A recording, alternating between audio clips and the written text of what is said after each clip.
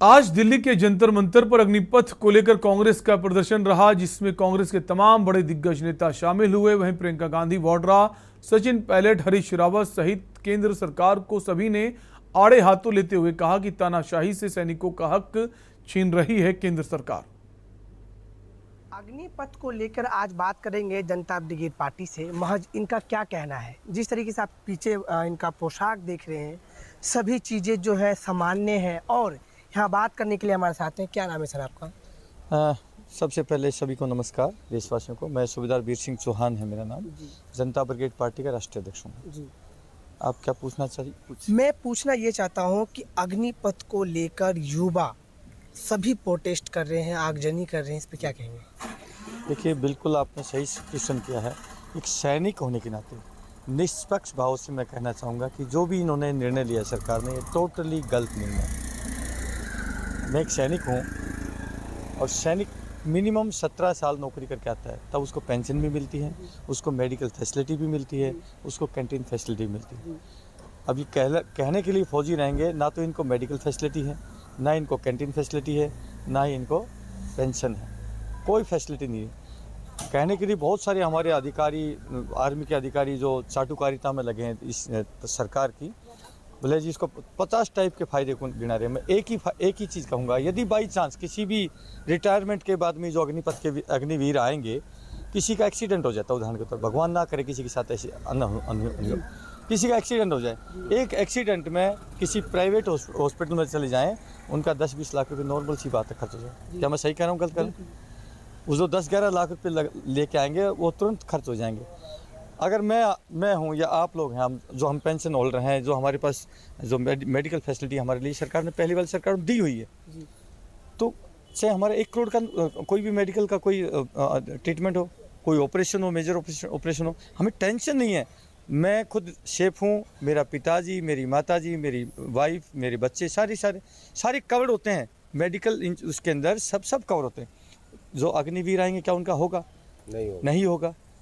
तो कुल मिला करके ये जो सरकार है, ये सरकार, जैसे पहले अटल बिहारी जी प्रधानमंत्री थे, उस टाइम भी बीजेपी की सरकार थी, उस वक्त भी सरकार ने जो हमारे पैरामिलिट्री फोर्सेस के भाई हैं उनकी पेंशन को कट कर दिया।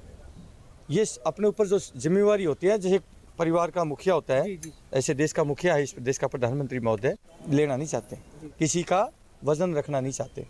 यानी कहने का मतलब ये है कि जो ये अग्निपथ है, ये 4 साल की नौकरी, तो या ये किस तरीके से देश को दर्शाना चाहता है और युवाओं के अंदर क्या मानसिकता वो बताना चाहते हैं, सरकार क्या बताना चाहती है? बहुत सारे युवाओं से हमारी बात हो रही है। मेरा एक वीडियो कल भी वायरल हुआ था, पूरे हिंदुस्तान में आ रहा है। बच्चे निराश हैं, सुसाइड कर रहे हैं, हम उनको समझा भी रहे हैं। उनको हम ये भी कह रहे हैं, बेटा एक रास्ता अगर भगवान बंद करता है तो 50 रास्ते खोलता भी है। हम उनको पूरी तरह से समझा। तो सरकार ने ही ऐसा क्यों किया? यानी एक पैरामिलिट्री को, जवान को छेड़ना इस देश के लिए क्या सही है? या वो कितना सही है? पहले कृषि कानून भी ये सही बता रहे थे, उसके बाद जो है अग्निवीर भी जिस तरीके से ये लेके आए, इस पे क्या बिल्कुल किस तरीके से जो है? एक ही शब्द में कहूँगा, सरकार निकम्मी है जी, टोटली निकम्मी सरकार है। इसको देश चलाना आता नहीं है, और ये जो है कहीं यहाँ छेड़खानी, वहाँ छेड़खानी, कहीं किसानों के साथ में, कहीं पता नहीं कितनी छेड़खानी कर रहे हैं, कहीं जीएसटी के ऊपर, कहीं नोटबंदी, हर जगह फेल हुए। ये सरकार हर जगह फेल हुई है। हम फौजी हैं, हम किसी कांग्रेस के या किसी पार्टी के या केजरीवाल के हम दलाल नहीं हैं।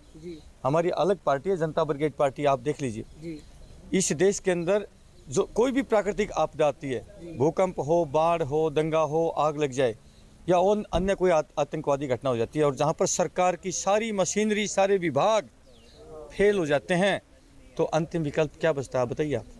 सेना को बुलाओ।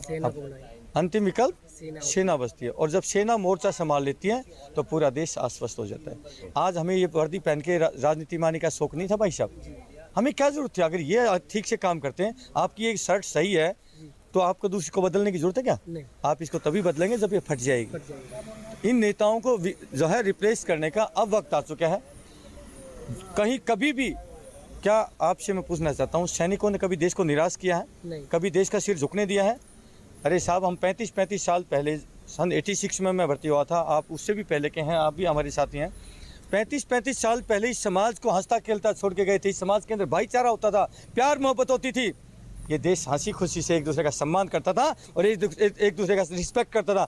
आज हम 35 साल देश की सीमाओं पर डटे रहे और यहाँ पर इस देश के गद्दार नेताओं ने मेरे देश को नफरतों की आग में झोंक दिया। मेरा देश बारूद के ढेर पर लाके खड़ा कर दिया। साहब आत्मा रो रही है इन गद्दारों को। फौजी वीर सिंह को सुन रहे थे आप, जिस तरीके से क्रोधित मन को लेकर आज जंतर मंतर पहुंचे और यहाँ जिस तरीके से अग्निवीर का प्रोटेस्ट चल रहा है।